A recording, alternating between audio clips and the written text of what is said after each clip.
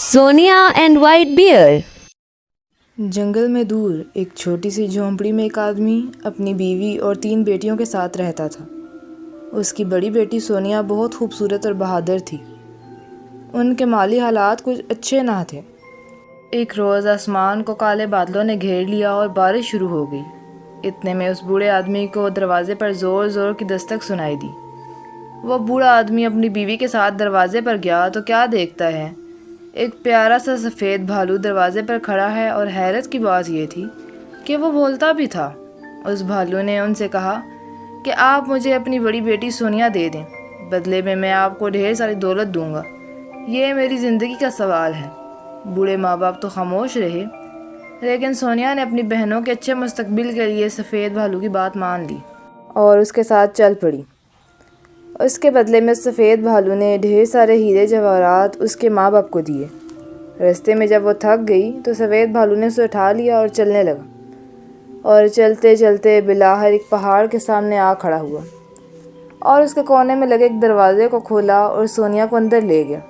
अंदर जाकर सोनिया बहुत हैरान हुई, क्योंकि अंदर कोई सुरंग नहीं बल्कि एक बहुत बड़ा सुनहरी महल था जो सोने चांदी की चीज़ों से भरा हुआ था। सोनिया तो हक्की बक्की रह गई और उसका मुंह खुला का खुला रह गया, क्योंकि इतना खूबसूरत आलीशान घर उसने ज़िंदगी में पहली बार देखा था। सफ़ेद भालू ने उसे खूबसूरत लिबास और लजीज लवाजमात दिए। उस सब के बाद वो उसे एक कमरे में ले गया और कहा, यह तुम्हारा कमरा है। लेकिन इस कमरे में कोई रोशनी न थी। सोनिया चूँकि बहुत बहादुर थी और बहुत थकी हुई थी, तो वह बगैर सवाल जवाब किए सीधा जाकर सो गई। रात को उसे महसूस हुआ कि उसके पास वाले बिस्तर पर आकर कोई लेटा है। उसने सोचा भालू ही होगा और दोबारा सो गई। अगले दिन फिर ऐसा ही हुआ तो वो बेचैन और तजस्सुस में पड़ गई और इरादा किया कि कल ज़रूर देखेगी कि कौन कमरे में आकर सोता है। अगली सुबह हुई तो उसने भालू से कहा कि मुझे अपने घर वालों की बहुत याद आ रही है, तुम मुझे उनसे मिलने जाने दो, मैं वादा करती हूँ जल्द वापस आ जाऊँगी। भालू ने कहा, ठीक है, तुम मुझसे वादा करो, लेकिन यहाँ के बारे में किसी को नहीं बताना। सोनिया ने वादा किया और भालू से लेकर उसके घर तक छोड़ आया। सोनिया जब अंदर गई तो देखती क्या है कि उसके घर के हालात भी अच्छे हो चुके हैं। उसकी बहनें और माँ बाप उसे देखकर बहुत खुश हुए। उसके बाद जब वो अकेली बैठी तो उसने अपनी माँ को सारा माजरा सुनाया। तो उसकी माँ ने उसे मशवरा दिया कि ये मोमबत्ती अपने पास रख लो, और जैसे ही तुम्हें लगे कि कोई आकर तुम्हारे पास वाले बिस्तर पर लेटा है तो फ़ौरन जलाकर उसका चेहरा देख लेना। सोनिया ने वैसे ही किया और मोमबत्ती लाकर कमरे में छुपा दी। जैसे ही रात हुई और वह वजूद आकर सोया, सोनिया ने फ़ौरन मोमबत्ती निकाल कर जलाई और देखते ही उसके होश उड़ गए, क्योंकि सामने एक बहुत खूबसूरत शहज़ादा सो रहा था। शहज़ादे की आंख अचानक खुल गई और वह चिल्ला उठा कि ये तुमने क्या कर दिया। एक और दिन सब्र कर लेती तो मैं हमेशा के लिए भालू से वापस अपनी शक्ल में आ जाता और तुमसे शादी कर लेता, लेकिन अब सब बर्बाद हो गया। सोनिया ने उसे हौसला दिया और कहा कि ये सब कैसे हुआ तुम्हारे साथ। जिस पर शहज़ादे ने अफसरदा नज़रों से उसे देखा और उसे कहा कि मेरी सौतेली माँ ने मुझे जायदाद से बेदखल करने के लिए मुझ पर जादू किया था। आज अगर तीसरा दिन भी अगर मैं तुम्हारे पहलू में सो जाता तो सुबह से हमेशा के लिए इंसान बन जाता, लेकिन अब ऐसा नहीं हो सकेगा।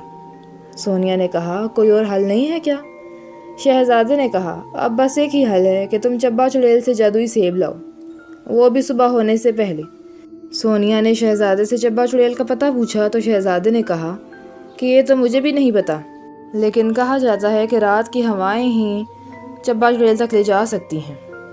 सोनिया ये सुनकर एक कज़म के साथ बाहर आई और रात की हवाओं की मिन्नतें की कि वो उसे चब्बा चुड़ैल तक ले जाए। जिसके बाद सोनिया उन हवाओं के संग उड़ती कुएं के पास जा रुकी।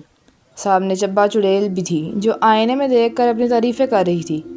सोनिया समझ गई कि उसे क्या करना है। फिर क्या था?